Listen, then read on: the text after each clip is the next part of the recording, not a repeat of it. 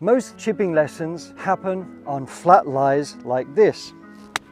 But the thing is, that's not reality. In golf, we have so many different variable lies, and one that happens all the time is an uphill chip shot. But the way you're trying to play them is causing fear and frustration, because what happens too often, we dig into the slope, but trying to not dig into the slope causes some other challenges as well, either lifting it up, thinning it, duffing it, whatever. So I'm going to give you a very trustworthy technique that you can apply to hit any chip shot around the green from fairway or rough that is going to get it closer with really good contact every time. If you play your chip shots like you do on a flat lie, what's going to happen, because we've got the slope basically in our face, it's going to cause the leading edge of this wedge to be much more likely to dig in, which causes this kind of chunky shot where we get them a little bit heavy with digging into the slope. Then you sort of overcompensate and try and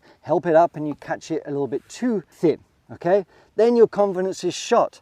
So you're not only worried about trying to get it close, you're trying to not completely screw up. So then what happens, you start to adjust your setup, which is correct in some ways, but you're matching the slope, okay? And I've talked about this before, where you match the slope. So my hips, my feet balance. So I put my feet together, I step to the side, I fall to the side here. And that's already because my hips, my knees, my shoulders, basically my path is following the slope a little bit more.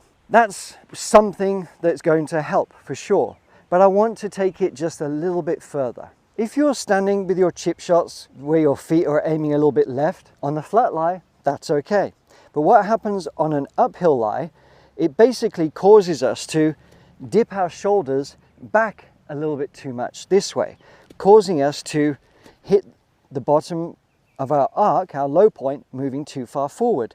So then we try and manipulate. Or if we open up the club face, we can end up sort of digging in the heel of the club that way. So I want to give you just a little tweak to your setup. I want you to picture hitting a draw with your wedges. Might sound a little bit odd, but a draw, rather than trying to hit cut spin, a cut digs into the slope.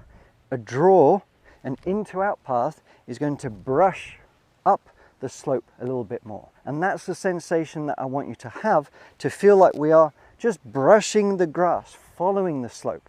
The more we cut across it, the more we're going to dig in. The more we brush the slope, digging in, out to in, is going to hit the ball this way. But in to out, it's very hard to actually have that leading edge dig into the ground, you see? So we're putting a little draw spin on it, and we're following this slope a little bit more. We're following the slope this way rather than digging into it this way.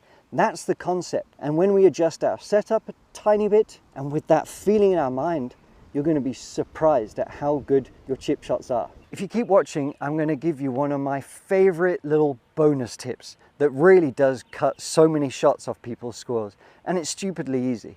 What I love about this, it works very quickly. I give it to students all the time in playing lessons as well, because people just don't think about it. So instead of your regular setup with your stance being open and tilting your shoulders up this way, we're going to do these couple of things. We're going to stand a little bit closer. We're going to raise that handle up just a little bit. That's going to produce a little less drag. But I'm actually going to pull my right foot back a touch here, okay? And I'm going to feel like my hands are, instead of lifting up outside, they're going to feel like they are much more nearer my thighs this way. So the path is almost a little bit like a in to out putting stroke. But I'm very subtle with an out to in path. There's my target, but my feeling is actually really going out right past the flag.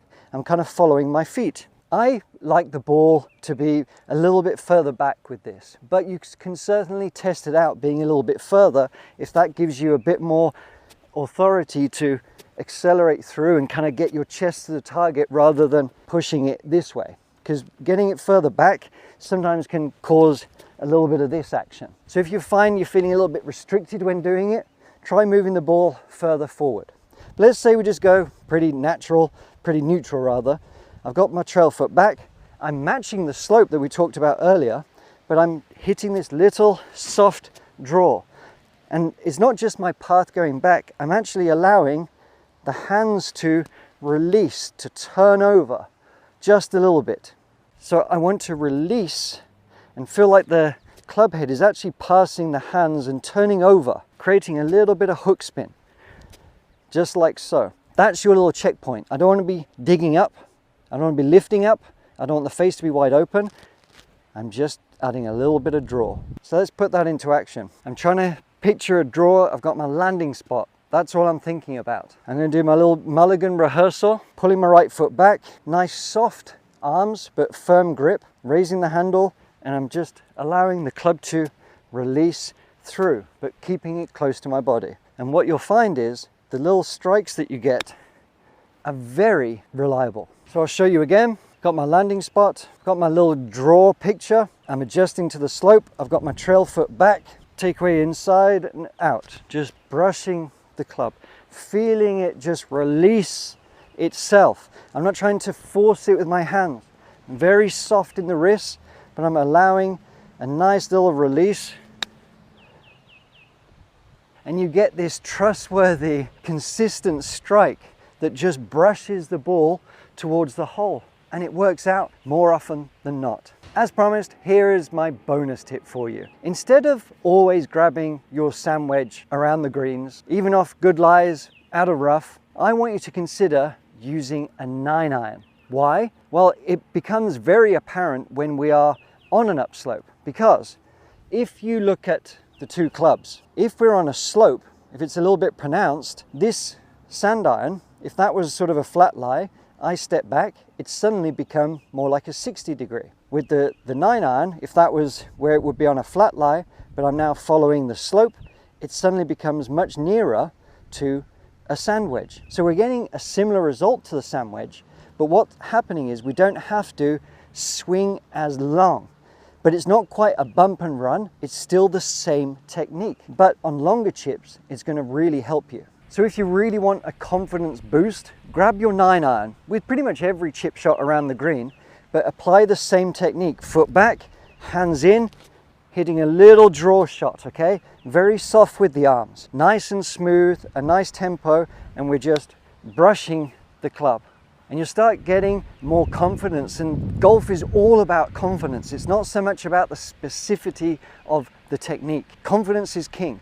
If you have to use a 9-iron, do it. But promise you, I use a 9-iron so many times around the greens, even from fluffier lies or in the rough. It's much more reliable. So start putting the draw shot into action around the greens, especially off those fiddly little uphill lies. And yes, you can try it out of some rough as well. Not too deep, but I urge you to test it, because again, it's about consistency and a reliable, trustworthy action that you can use today. Now, if you want to see your greens be hit more often, then you want to see this video, because it's really going to help your accuracy and your striking, so perhaps you don't need to chip quite as often.